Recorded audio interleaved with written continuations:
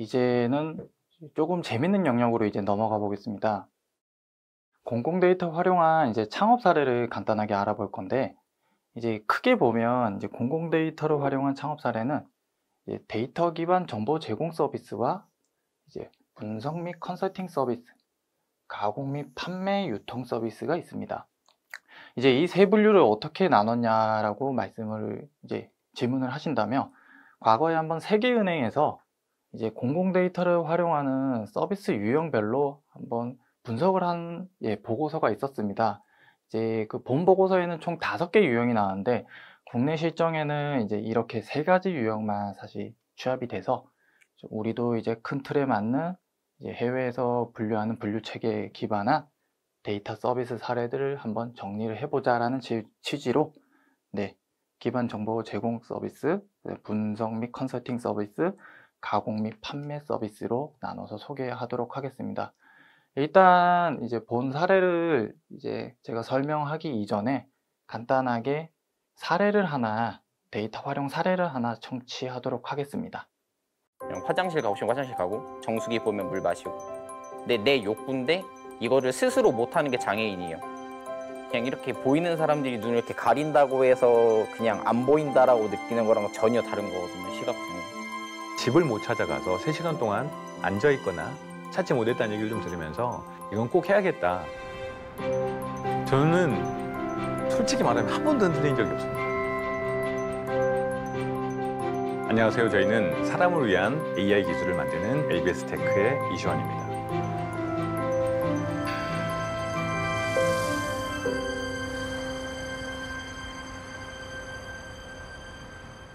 시각장애인을 위한 위치 기반의 서비스라고 보시면 될 것 같고요. 움직임이나 보행에 있어서의 불편함이 있기 때문에 그분들 위한 내비게이션 서비스를 기반으로 그분들이 주변에 있는 상가들이나 음식점에 주문을 하거나 결제할 수 있는 시스템까지 갖고 있는 메인 서비스라고 보시면 됩니다. 99년도에 이제 삼성에 입사를 해서 실제로 ERP나 또는 MIS라는 시스템을 개발하는 개발자로서 커리어를 좀 쌓아갔었는데요. 이제 문제는 개발을 하다 보니까 이걸 왜 개발하는지에 걸리는 궁금증보단 그냥 개발해야 되는 어떤 그냥 하나의 그냥 일로서 직업으로서만 갖게 되더라고요. 뭐라 그러나요? 그 지식의 갈구를 좀 했었던 것 같습니다. 그러다 보니까 미국에 가서 MBA를 하게 됐고요. 실제로 공부를 끝나고 났었을 때 그 박탈감이 되게 크더라고요. 이렇게 많이 몰랐나? 내가 이렇게 많이 모르고 있었던 게 많았나라는 게 공부를 끝나고 저는 느꼈었거든요. 처음에는 모든 사람을 위해서 외국인이나 고령자나 모든 사람을 위해서 처음에 개발을 해야겠다고 생각을 했는데요. 사촌 동생이 중도 실명이라 그래서 완전한 실명을 좀 준비하고 있으세요. 동생 친구분 중에 장애인분이 실제로 집이 조금 더 뒤쪽에 있는데 그 집을 못 찾아가서 3시간 동안 앉아있거나 찾지 못했다는 얘기를 좀 들으면서 이건 꼭 해야겠다. 물론 장애인분들이 쓰는 거여서 비즈니스적으로 돈이 안 된다고도 생각할 수 있지만 이게 가장 필요한 영역이기도 하고 이걸 해결하면 다른 비슷한 영역에 있는 분들도 충분히 쉽게 쓸 수 있다고 생각을 해서 그런 걸 계기로 일단 시작을 하게 됐습니다. 안녕하세요. 전 이도건이라고 하고요. 현재 시각장애 급수로는 1급이고 레티나이티스 피그 멘토사라고 망막에서 이제 색소가 계속 변성을 일으켜서 세포가 줄어들어서 이제 시야나 시력을 잃어가는 시각장애 질환입니다. 시력만 가지고 판단할 수 있는 거는 거의 없다고 표현드린 게 거의 맞는 것 같아요. 기대 전혀 안 했었고 사실 시각장애인이 아닌데 시각장애인의 느낌을 느낀다는 게 되게 이상하고 어렵잖아요. 이게 그냥 이렇게 보이는 사람들이 눈을 이렇게 가린다고 해서 그냥 안 보인다라고 느끼는 거랑 전혀 다른 거거든요, 시각장애. 진짜 이 감각 자체가 없는 거라서 느껴보지도 못하면서 이거를 같이 한다? 시각장애인이 6%밖에 점자를 못 쓰고 그다음에 청각장애인이 8%밖에 수화를 못한다는 건 우리가 잘 모르고 있는 현황이기 때문에 기술이 먼저가 아니라 현황과 지금의 상황이 먼저라고 생각을 해서 이해도가 높아지니까 자연스럽게 AI나 기술들을 제가 올리고 있다고 보시면 될 것 같아요. 근데 결과적으로 지금 느꼈을 땐 되게 좋은 것 같아요. 일단 완벽하진 않지만 쓸 수 있는 어플이 생겼다는 것 자체가 좀 신기한 것 같아요. 화장실 가고 싶으면 화장실 가고 정수기 보면 물 마시고. 근데 내 욕구인데 이거를 스스로 못하는 게 장애인이에요. 화장실 가려면은 수치를 무릅쓰고 주변 사람한테 나 화장실이라던가 다 그거마저 의존해야 되고 의지해야 된다는 게 되게 불편한데 이정표 같은 느낌? 방향을 알려주는 뭐 예를 들면 지금 왼쪽이 서쪽이고 오른쪽이 동쪽이고 이렇게 설명해 주는 것처럼 제 스스로 판단할 수 있게 능동적으로 움직일 수 있게 해주는 어플이고요. 근데 나 스스로 에스컬레이터 찾을 수 있고 엘리베이터 찾을 수 있고 이게 중요하다라고 하는 걸 사회적인 어떤 합의 또는 사회적인 이해를 얻기 위해서 저희가 정부에서 주관하는 창업 대회 같은 것들을 좀 많이 나가서 이 필요성을 좀 사람들에게 알려줬고요. 제품 및 서비스 개발 부분에서 우수한 성적을 거두었으므로 이에 상장을 수여합니다. 대통령 문재인 축하드립니다. 실제로 정부에서 주관을 해서 이 정도까지 밀어주는 나라는 뭐 제가 미국에 있었지만 미국보다는 한국이 훨씬 낫습니다. 미국은 잘하는 한두 개 업체가 끌고 나간다고 하면 결론은 뒤에서 뒤따라오는 사람들도 있다는 거죠. 그러다 보니까 현장감이 좀 없는 건 사실이긴 해요. 그러니까 그들만의 리그를 할 가능성이 좀 높다는 거죠. 한국이 앞으로 훨씬 더 가능성이 높은 게 디지털 댐 같은 경우나 또는 디지털 뉴딜 사업 같은 걸 보게 되면 단순히 하나의 업체에서만 끌고 가는 게 아니라 정책적으로 여러 업체들이 참여하게끔 하건 국민이 참여하게끔 하건 이런 어떤 정책들을 만든다는 건 잘 따라오게끔 하는 것도 기술이라고 생각하는 거죠. 기초적인 사업들, 이런 스타트업 시장에서는 정부의 이 정도 지원은 저는 실리콘밸리보다 10배는 낫다고 생각합니다. 4차 산업 얘기를 하면서 자율주행 얘기를 하시고 카메라나 또는 이런 것들을 모으는 장치를 통해서 벌써 도로에 관련된 정보를 모으는데 굳이 보행에 관련된 정보를 모을 필요가 있느냐? 그게 얼마나 큰 도움이 되느냐라고 얘기를 하는데요. 기계가 모을 수 없는 게 있거든요. 사람만 모을 수 있는 게 있습니다. 예를 들어서 움직이는 걸 조사를 하다 보면 특정하게 한쪽으로만 다니세요. 분명히 보도블럭이 왼쪽에도 있음에도 불구하고 이쪽으로만 다니시면 왜 글로 다니세요? 물어보면 그냥 뭐 냄새가 좋아서 아니면 이쪽에서 가는 소리가 좀 덜 시끄러워서 이런 것들은 기계가 알아내는 게 아니잖아요. 그분들이 그 작은 경험을 통해서 알아내는 거기 때문에 저는 개인적으로 시각장애인들이나 또는 휠체어를 타시는 분들이 이동을 하십니다. 그분들에게는 그냥 핸드폰을 갖고만 있으면 휠체어에 진동이 많았었을 때, 휠체어가 올라가는 각도가 좀 높을 때 이런 부분들을 제가 다 수집을 해서 데이터를 만드는데요. 이런 데이터를 정지하는 과정을 장애인분들이 해주신다는 거죠. 예전에는 상상할 수 없었던 장애인분들이 다니는 것만으로 무슨 일입니까? 라고 생각할 수 있지만 여러분들의 생각이나 움직임들이 그냥 아주 사소한 것들도 일이 될 수 있다고 생각을 합니다. 없어지는 게 아니라 우리가 알지 못하는 가치들이 발견이 되고 그 발견되는 가치들이 일로 또는 우리의 직업으로 표현이 된다고 생각을 하고요. 오히려 그런 부분에서는 저는 없어지는 게 아니라 더 다양해지고 더 많아질 거라고 생각을 합니다. 세상이 많이 발전하고 시대가 흐르면서 차별 없이 장애인도 비장애인도 같이 누릴 수 있는 따뜻한 디지털 문화 등등. 네. 차별이 없다는 게 그냥 말이 아닌 정말 실천적으로 또는 생활에서 차별 없는 그런 정보 사회를 만드는 게 저희가 갖고 있는 가장 큰 지향점이라고 보시면 될 것 같습니다. 사람을 위한 따뜻한 AI 기술을 만드는 이시환이었습니다.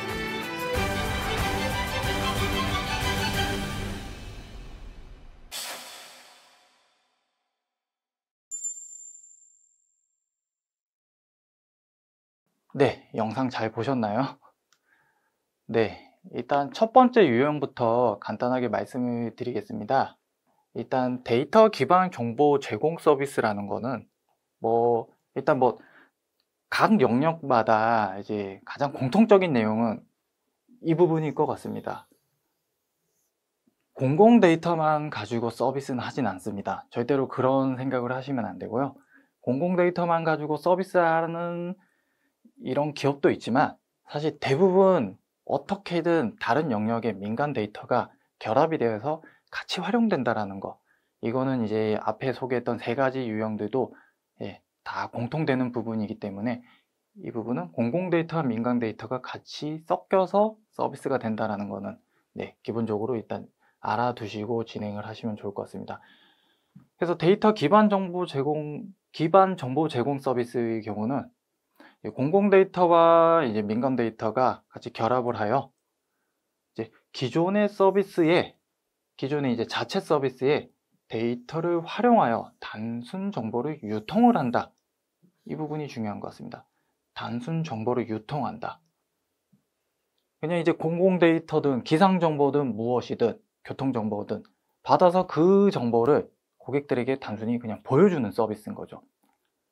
당연히 기존 서비스인 어플이나 이제 웹 같은 서비스가 있을 겁니다.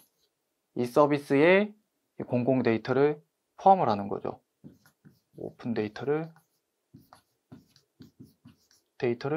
포함을 하는 거죠.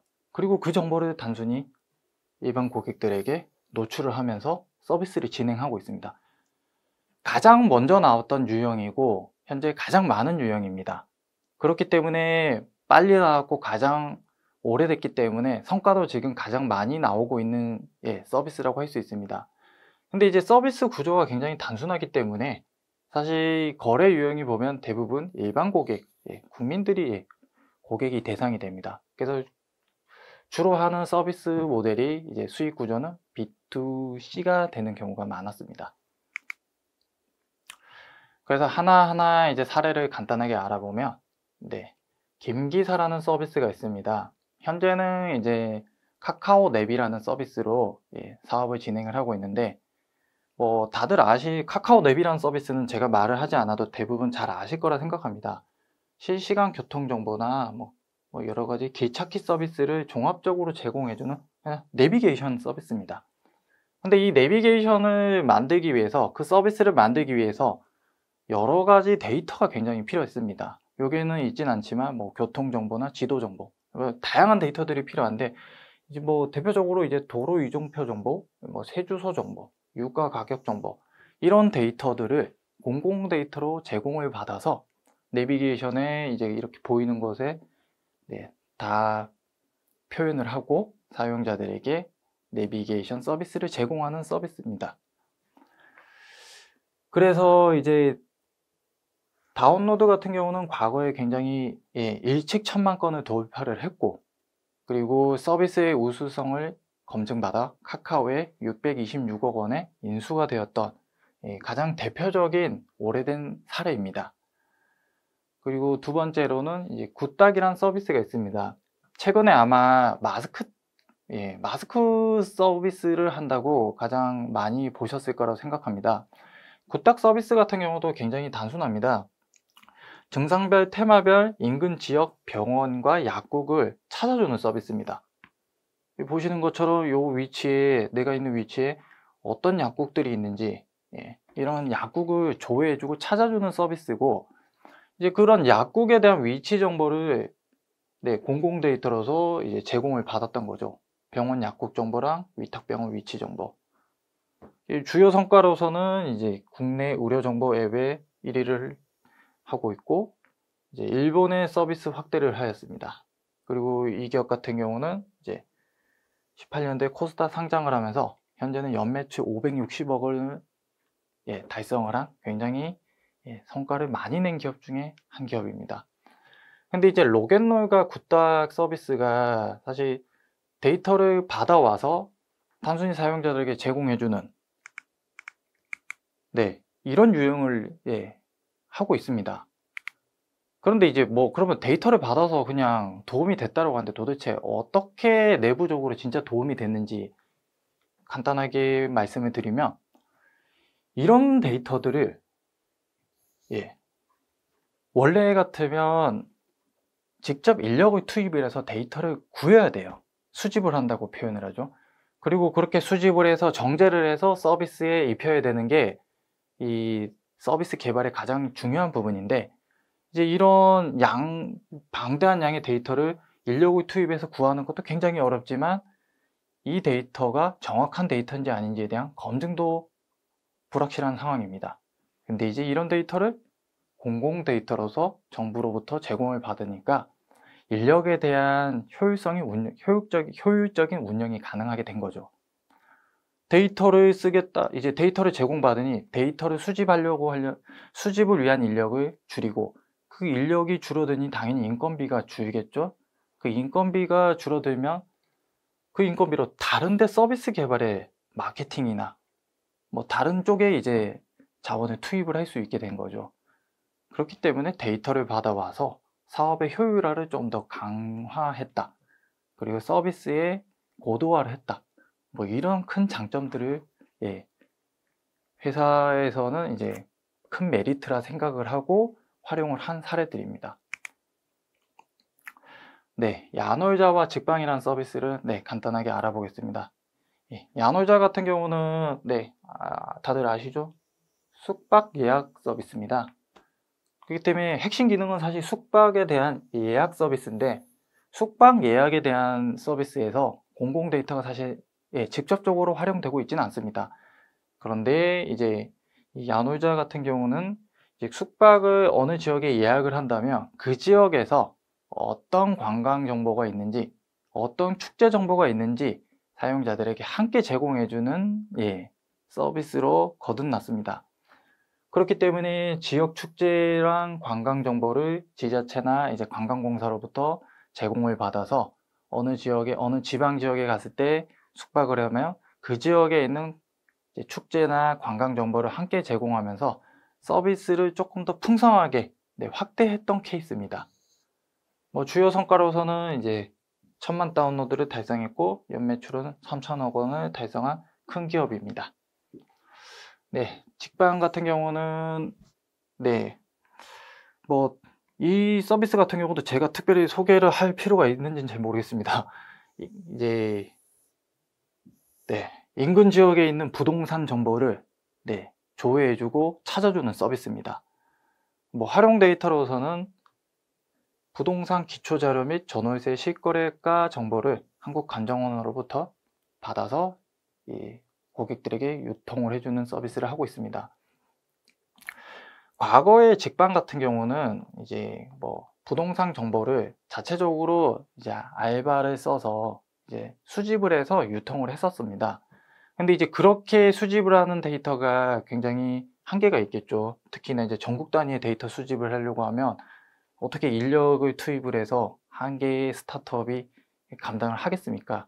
이런 부분이 너무 힘들어서 이제 한국감정원에 있는 부동산 정보를 기초자료로 받아와서 이제 본인들이 수집해오는 정보와 같이 섞어서 통합적으로 이제 부동산 정보를 제공을 하는 이런 서비스가 되겠습니다. 뭐 주요 성과로는 이제 골드만삭스로부터 380억 원 투자 유치, 뭐 이거 외에도 투자 유치는 굉장히 더 많은 걸로 알고 있습니다.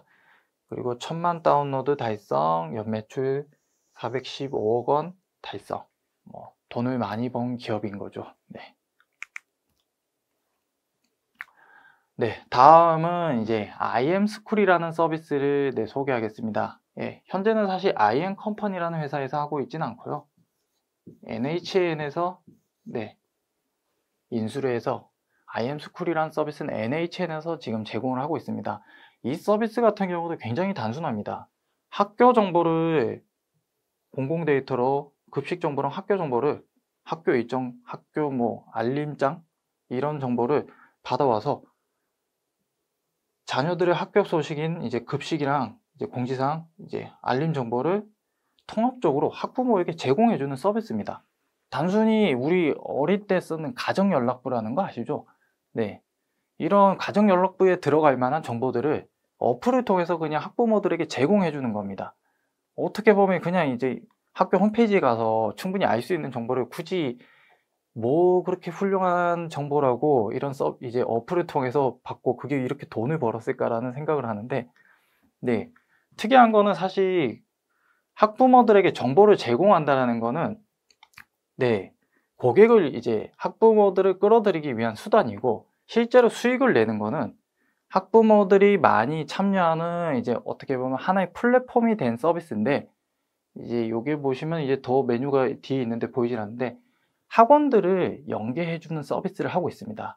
그러면 각 학원들이 학부모들이 가장 많이 참여하는 이 IM스쿨이라는 플랫폼의 서비스에 그 본인들 학원에 대한 이제 광고를 등록을 하면 이제 학부모들이 이 서비스를 온 김에 이런 학원에 대한 정보를 같이 보게 됩니다. 그러면서 학원에 등록을 하게 되는 이제 이런 연계 절차가 있다 보니 이제 IM스쿨에서는 이런 광고에 대한 수익을 내게 됐던 거죠.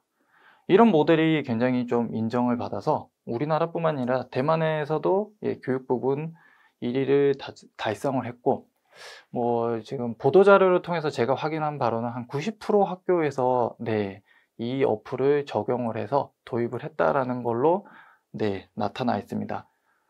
그리고 이제 이 서비스가 괜찮다 보니 이제 대기업인 NHN에서 인수합병을 해서 현재는 이제 NHN에서 추진하고 있는 서비스입니다. 그리고 이제 레드테이블이라는 서비스를 간단하게 알아보겠습니다. 이 서비스는 이제 뭐 한국인이 사실 메인 타겟은 아닙니다.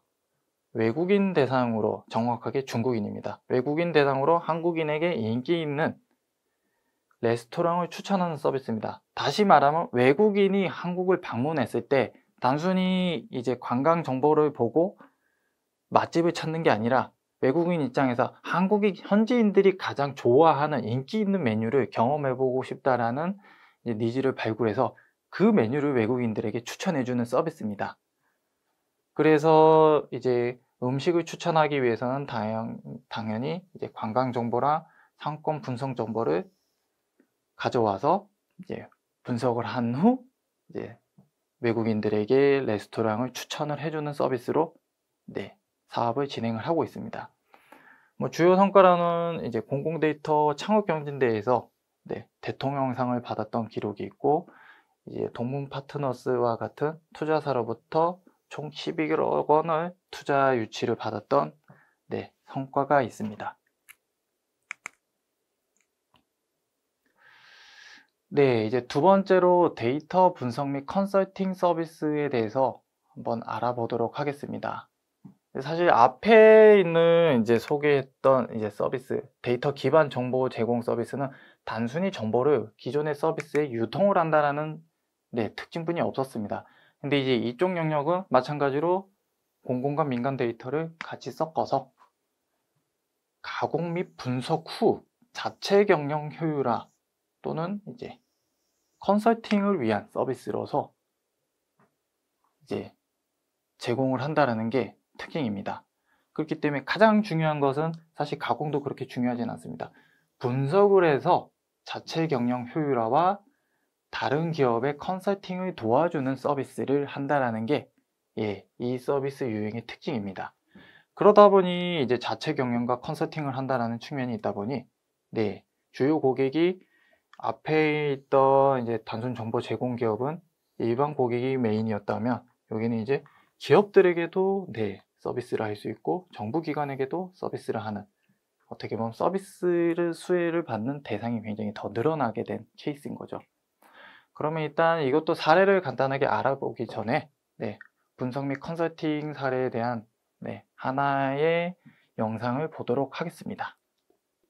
우리 사회에는 많은 사회 문제가 있고 기업은 사회의 한 시민입니다. 많은 사회의 자원을 쓰고 있고, 기업이 나서면 정부와 시민단체와 힘을 합쳐서 영양실조, 가난, 물 부족, 실업의 문제, 이거 다 해결할 수 있습니다. 이런 사회 문제 해결에 관심을 갖고 기업이 나서는 것이 바로 기업의 사회적 책임입니다. Good company makes good society라고 생각합니다. 그런 회사들이 좋은 기업이고 이런 좋은 회사들이 많아지면 우리 사회는 좋은 사회가 됩니다. 안녕하세요. 지속가능 금융의 미래를 열어가고 있는 지속가능 발전소 윤덕찬입니다. 저희는 기업의 ESG, 즉 환경사회 지배구조에 관한 데이터를 분석해서 기업의 지속가능성을 분석하는 회사입니다. 디캠프로부터 시드 투자를 받았고, 미래과학기술지주, DTN 인베스트먼트 등으로부터 11억 원의 프리시리즈 A 투자를 받아서 14명의 팀원들과 열심히 성장해 나가고 있는 스타트업입니다.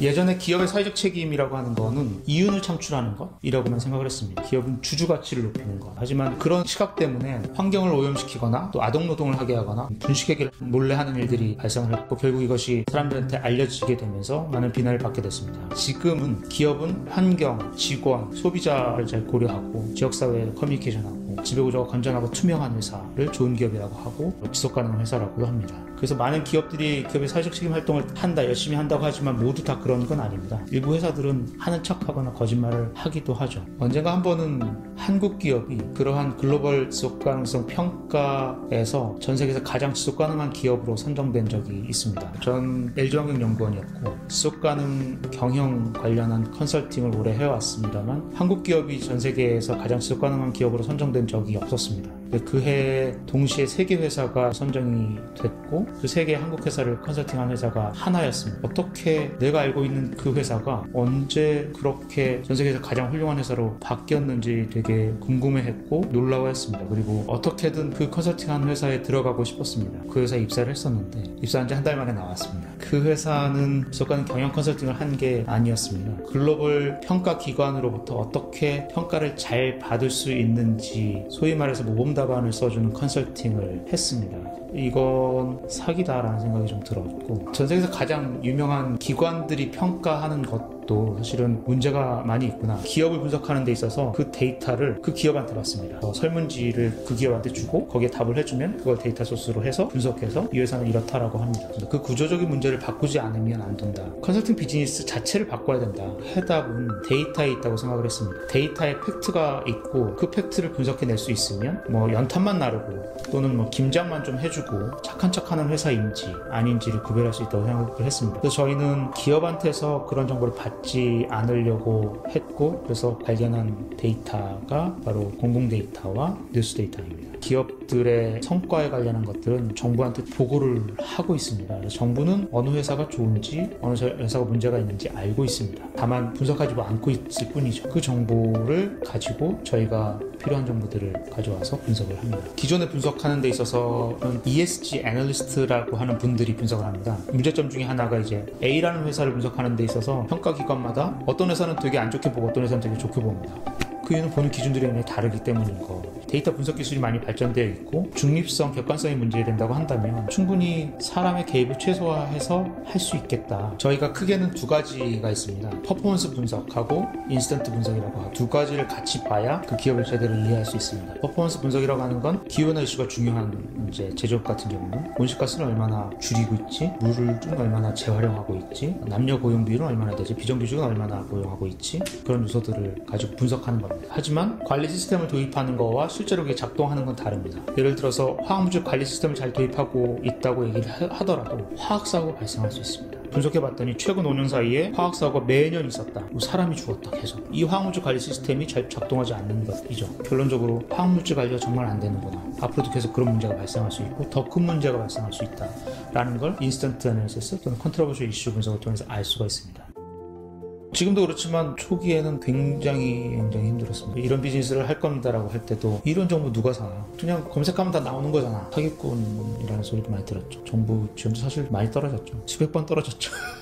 근데 알파고가 등장하면서 사람들의 인식이 확 높아졌습니다. 당신이 한다는 게 멋있는 그거야? 그게 인공지능 그거야? 알고리즘이야? 이해하려고 하는 시도들도 있었고 국내뿐만 아니라 특히 해외 기관들이 관심을 갖고 저희랑 이제 논의 중에 있습니다. 몇 가지 실적 중에 하나는 팩셋이라고 하는 전 세계 3대 글로벌 금융정보 제공기관이 있습니다. 팩셋이랑 계약을 체결했고 저희가 분석한 정보를 리포트로 해서 그들의 플랫폼에 올렸었는데 지금까지 18개국의 111개의 자산운용사가 저희 리포트를 이용했습니다. 그리고 네이버 증권에 저희 비재무 정보가 2016년 11월서부터 제공됐고 지금까지 약 270만 명 정도 이용을 했고요. 증권사 중에서는 최초로 하나증권이 개인 투자자들한테 제공해주는 MTS 내에 이런 비재무 정보를 제공하기도 했습니다. 저희도 사회적 책임에 대해서 생각을 하고 있습니다. 태클톡스.com이라는 사이트를 만들었는데 한국 기업과 미국 기업의 사업장에서 배출하는 화학물질 정보를 가지고 만든 사이트입니다. 지역만 치면 어떤 사업장에서 어떤 화학물질을 배출하고 있는지를 보여주는데 그걸 스코어로 보여줍니다. 몇 톤을 배출하더라도 인체에 무해한, 환경에 유해하지 않은 화학물질이 있는 반면에 10g만 배출되더라도 이 발암물질인 경우가 있습니다. 그건 지역사회에 굉장히 심각한 영향을 주죠. 그 스코어를 보면 어떤 회사가 어떤 지역이 얼마나 화학물질에 유해한 상황에 놓여 있는지를 볼 수 있는 그 사이트를 만들었고 네이버에 이런 정보들이 이제 공개되면서 사람들이 관심을 갖고 많이 보게 되는 것 같습니다. 그러다 보니 기업들도 관심을 갖고 연락이 옵니다. 그래서 어떤 기업들은 이 정보 빼주세요. 너네가 뭔데 공개하는 거야. 저희는 그들이 요청에 의해서 공개하거나 하는 게 아니거든요. 욕 먹더라도 저희가 공개하는 건데 그들이 그렇게 하고 있으니까 그것들을 우리가 보고 지켜보고 어떤 회사가 문제가 있다고 하면 비난할 수 있을 때 기업들도 바뀌는 것입니다. 그런 것들을 알고 관심을 갖고 지켜보는 것이 시작인 것 같아요. 그렇게 되면 의식하게 되죠. 기업이 바뀌려면 뭔가 동인이 필요한 건데 그런 것들이 시장에 큰 메시지를 던져주게 되는 거죠. 아, 이거 잘 관리 못하면 주가도 떨어지는구나. 실제로 그런 일들 많이 있습니다. 해외 연기금들은 그런 기준으로 투자했던 회사들을 회수하기도 하거든요. 그리고 소비자가 불매운동을 한다거나 그런 것들을 통해서 기업이 바뀌게 나가는 거죠. 우리의 관심이 중요한 거고 그래서 이 정보를 공개하는 게 시작이라고 저는 생각을 했습니다. 그동안 인정받지 못했던 기업의 지속 가능성이 얼마나 중요한지에 대한 것들을 투자자, 소비자, 사회의 이제 분석을 통해서 제공해주고 이것을 통해서 기업의 변화를 이끌어내는 걸 목표로 하고 있고 그렇게 하기 위해서는 좀 더 영향력이 있어야 된다고 생각이 들고 한국 기업만 분석하려고 시작을 하진 않았었습니다. 전 세계의 기업들의 비재물을 잘 분석해서 그 정보들을 제공하고 그걸 통해서 기업의 변화를 이끌어내는 것까지는 한번 해보고 싶습니다.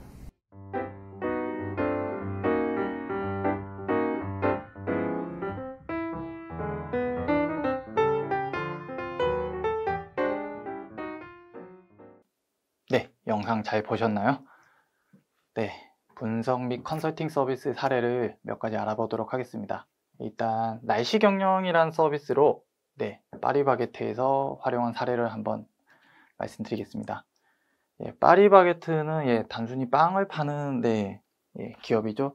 하지만 이제 기상 정보를 활용을 하여서 주문량 예측 조절을 할 수 있는 날씨 판매 지수를 개발하여 자사의 서비스를 도입을 했다.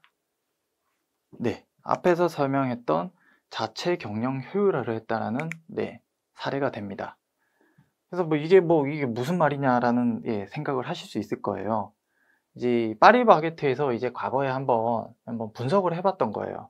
날씨 정보에 따라 이제 빵이 제품이 판매되는 양이 다르다라는 것을 어떻게 알게 된 거예요. 그래서 본격적으로 날씨 정보에 따른 판매량을 분석을 해봤던 겁니다. 비 오는 날 빵의 판매량과 날이 더운 날 판매량, 온도에 따라서 습도에 따라서 이게 제품이 판매되는 게 굉장히 다양하다, 기복이 있다, 이런 부분을 명확하게 알게 된 거죠.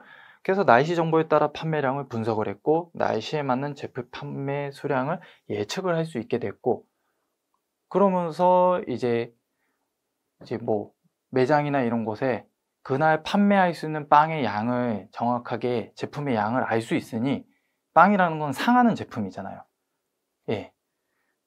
더 놔뒀다가 많이 놔뒀다가 상해서 버리는 이런 기회비용을 많이 줄이게 된 거죠. 그래서 이제 이런 서비스를 가맹점 90% 이상이 도입을 했고 가맹점 90% 이상이 날씨 판매 지수를 활용하여서 조리빵 매출 부분이 30% 이상 증가했다. 정확하게 이게 매출이 30% 증가했다는 건 30% 더 팔았다는 게 아니라 30%의 과거에는 30% 정도를 빵을 상해서 혹은 못 먹어서 버렸다면 이제 이런 거를 아낄 수 있었던 게 한 30% 정도 되었고 그게 곧 매출의 발생이라고 판단을 했던 겁니다. 그래서 이제 기상 정보를 활용해서 자체 빵에 대한 제품 판매에 대한 판매량을 분석하고 판매 수량을 예측해서 매출액을 증가했던 사례입니다. 그리고 이제 영상에서 보셨던 후즈굿이라는 서비스를 소개해 드리도록 하겠습니다. 이 서비스 같은 경우는 우리 한국에서는 사실 좀 이해하기가 쉽지는 않으실 겁니다. 왜냐하면 주요 고객이 사실 투자사입니다. 투자사. 외국 같은 경우는 투자를 할 때 우리나라는 사실 정말 이 기업이 돈을 벌지 말지 재무적인 정보만 굉장히 많이 봅니다. 하지만 외국 같은 경우는 재무적인 것 외에도 이 기업이 지속 가능할 수 있을지 라는 부분을 굉장히 중요하게 보기 때문에 비재무적인 영역을 굉장히 중요한 투자 판단 기준으로 보고 있습니다. 그래서 이 후즈굿이라는 서비스는 기업의 비재무 정보를 분석해서 투자 시 판단 기준을 제시할 수 있는 분석 보고서를 제공합니다. 활용 데이터로서는 이거 말고도 굉장히 여러 가지가 있습니다. 화학물질 배출 및 이동량, 환경정보, 그 기업이 사회적으로 나쁜 짓을 하는지 안 하는지, 사회적인 역할을 사회 공헌을 똑바로 하는지 안 하는지 이런 부분을 공공 데이터로서 받아와서 분석 보고서를 제출하면서 투자를 하시려고 하는 기업이나 또 혹은 또 다른 기업이 네, 이 보고서를 참조하여 자기 파트너나 아니면 투자사를 선택을 할 수 있도록 돕는 서비스입니다. 주요 성과로는 오히려 한국보다 외국에서 먼저 인정을 받았습니다. 세계은행의 글로벌 파트너로 선정이 되었고 14년 공공데이터 경진대회에서 장려상, 투자 유치는 이제 총 30억 원을 달성한 사례입니다. 다음은 이제 화장품을 해석하다라는 서비스인 화해 서비스를 소개하도록 하겠습니다. 이 서비스도 아마 젊은 분들은 한 번씩 사용을 해 보셨을 거라 생각합니다. 화장품 구매 시 사용자에게 맞춤형 제품을 추천하는 서비스입니다. 근데 단순히 추천을 하는 게 아니라 여기 보이는 것처럼 알러지 성분들이 보이죠? 피부 타입이 지성이냐 건성이냐 민감성이냐에 따라 이 어떤 알러지가 있고 그 알러지를 고려해서 나에게는 이 피부 타입에는 어떤 화장품이 잘 맞는다라는 것을 추천해주는 서비스입니다. 근데 단순히 이제 특성 성분, 알러지 성분이랑 이제 전 성분만 활용하는 게 아니라 이제 그 고객 판매 후기 데이터라고 하죠. SNS 데이터까지 같이 결합을 해서 피부 타입에 맞는 나에게 맞는 화장품을 추천해주는 서비스입니다. 주요 성과로는 이제 저희 경진대회에서 이제 공공데이터 경진대회에서 최우수상을 받았고 이제 나이스 그룹에 피인수되며 국내 다양한 투자사로부터 50억 원 투자 달성, 그다음에 구글 플레이 스토어에서 6년 연속 화장품 부분 연속 1위를 달성하는 성과를 낸 사례입니다. 다음으로는 이제 분석 및 컨설팅의 마지막 사례인데 해줌이라는 서비스입니다. 이건 사실 해줌이라고 하면 굉장히 좀 어려운 말 같은데 태양광 발전량을 예측해주는 지도 서비스입니다. 이제 이 서비스를 이해하기 전에 간단하게 알아야 되는 게 요즘은 이제 태양광 발전을 이제 시골이나 농촌 같은 곳에는 태양광 발전을 이제 설치를 해서 도입을 하는 사례가 많습니다. 근데 이제 그 태양광 발전이 문제가 아직까지는 단가가 굉장히 비싸다는 거예요.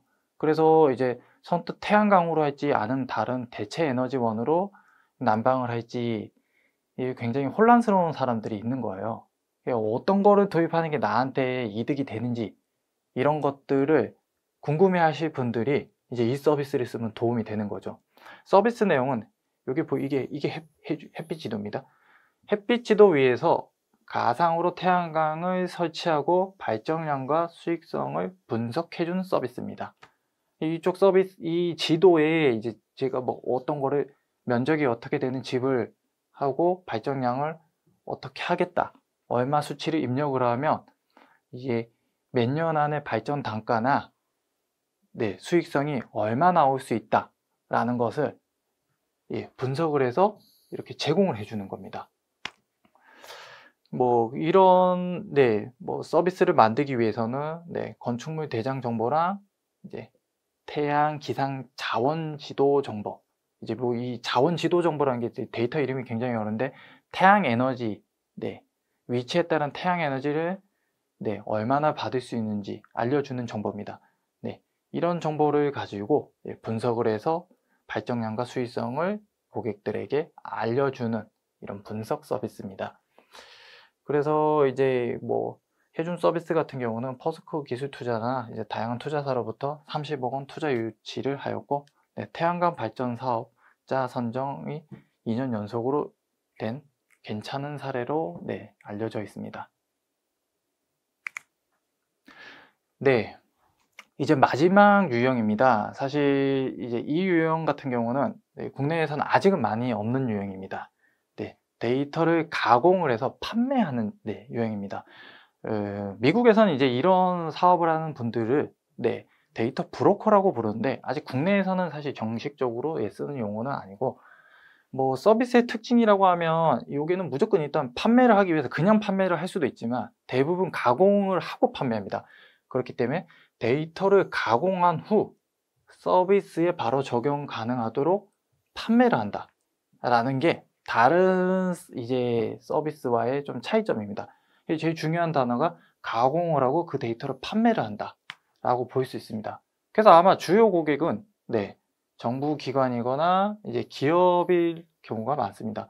왜냐하면 일반 사용자들 같은 경우는 데이터를 제공받아서 이제 뭐냐 그 데이터를 알기만 하면 되는 경우가 많을 거예요. 하지만 이제 이런 판매를 한다는 데이터는 결국 이 데이터를 가지고 서비스에 적용을 해야 되는 다음 단계들이 있습니다. 그렇기 때문에 주요 고객들이 이제 자체 서비스를 추진을 할 수 있는 기업이거나 정부 기관들이 주요 고객으로 포함이 되는 것이죠. 그래서 이제 이 서비스를 하는 기업들의 주요 고객은 일반 국민은 별로 없습니다.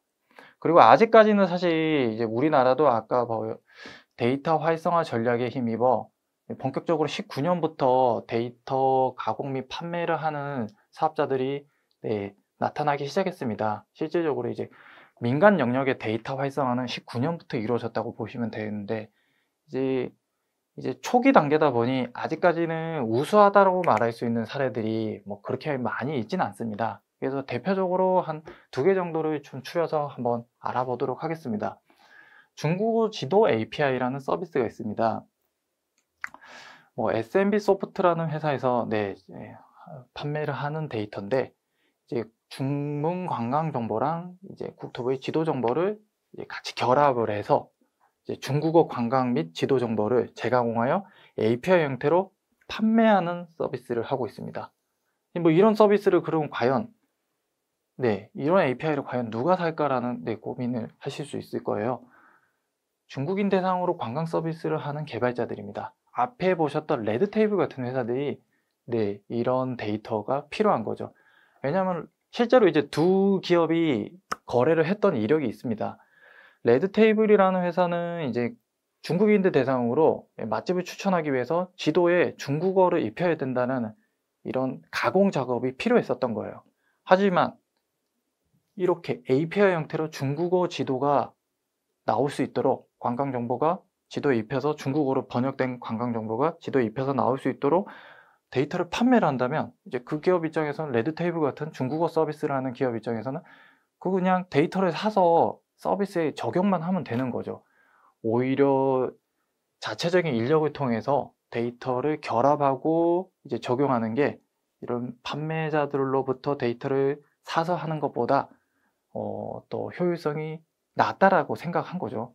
그래서 이제 데이터를 사서 이제 서비스에 바로 적용하는 이런 사례들이 있었습니다. 뭐 주요 성과는 이제 제가 아까도 말씀드렸지만 아직 이 영역에서 데이터 판매로서 큰 수익을 냈던 기업은 별로 없습니다. 그렇기 때문에 아직까지는 성과가 좀 미미한 부분이고요. 이제 기상 정보도 마찬가지로 이렇게 데이터를 판매하는 사람들이 있습니다. 판매하는 기업들이 있습니다. 이제 K웨더라는 기업인데 K웨더는 사실 기상 정보를 제공하는 사업자로서는 많이들 알고 있을 겁니다. 근데 이제 단순히 기상 정보만 제공하는 것에서 벗어나 이제 마찬가지로 기상 사업자들이 여러 명 있습니다. K웨더 말고도 뭐 웨더 날씨 뭐 이런 것들이 여러 사업자들이 많이 있는데 그런 사업자들도 레드테이블이 이제 중국어 서비스 API를 받는 것처럼 기상 정보도 그냥 기상청에서 주는 데이터보다 자기들이 바로 활용할 수 있는 조금 더 가공된 괜찮은 기상 정보들이 필요한 거예요. 그런 니즈를 있다라는 걸 좀 파악을 해서 K웨더라는 회사가 기상 정보도 기상청에서 제공하는 기상 정보를 다른 기상 사업자가 좀 더 편하게 쓸 수 있도록 가공을 해서 판매를 하게 된 거죠. API 형태로 판매. 뭐 마찬가지로 아직까지는 성과가 많지는 않습니다.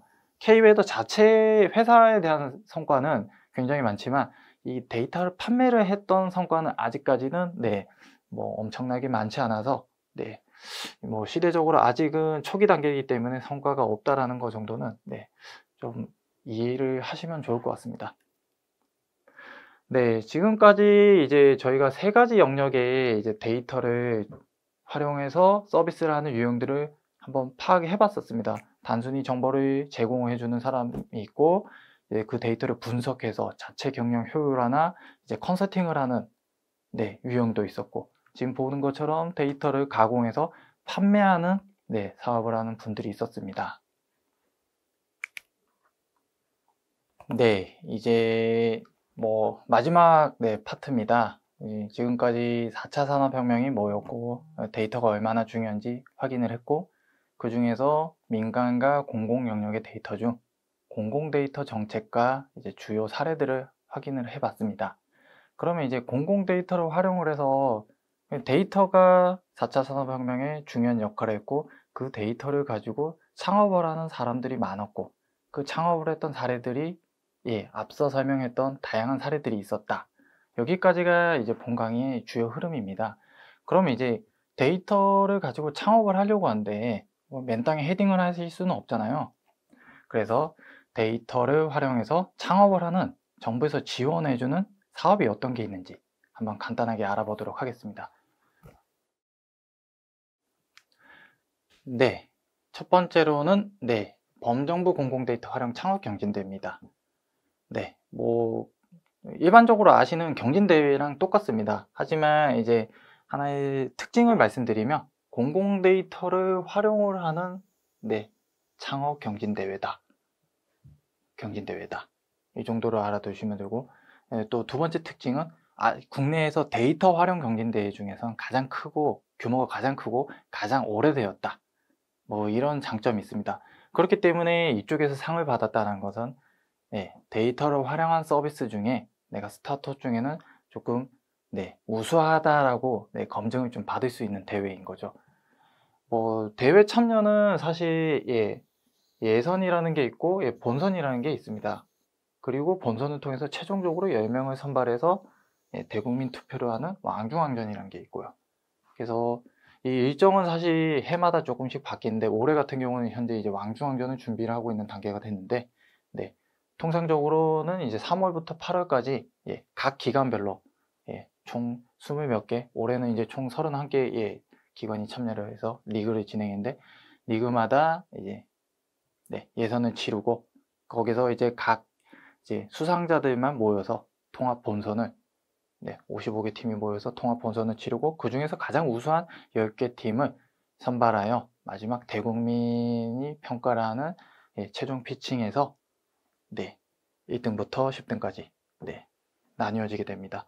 그래서 이제 대상은 대통령상이고, 최우수상은 국무총리상, 그리고 장관상, 기관장상, 다양한 포상이 준비가 되어 있고, 후속 지원으로서는 이제 홍보랑 컨설팅, 특허 출원, 데이터 제공 같은 다양한 혜택이 있습니다.